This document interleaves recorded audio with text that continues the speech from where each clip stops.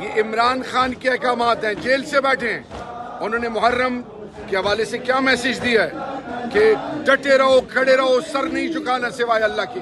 یہی وہ سوچ ہے جو آل بیت کی سوچ ہے کہ ظالم کے خلاف کھڑے ہو، مظلوم کا ساتھ دو، یہی لا الہ الا اللہ محمد رسول اللہ ہے۔ تو میں آج آپ سے عہد کرتا ہوں، حق اور سچ کے لیے تحریک انصاف سب کچھ قربان کرے گی، لیکن ظالم کے آگے سر نہیں جھکائے گی، غیر کو اپنے ملک کے فیصلے کرنے نہیں دے گی۔ میرے مسجد، مدرسے، امام بارگاہ کے فیصلے خیر کیسے کر سکتا ہے؟ میری ماں و بہنوں کے فیصلے خیر کیسے کر سکتا ہے؟ صرف تذلیل ہوگی تو مسلمان کی، مسلمان یہ کیوں نہیں ہو رہے؟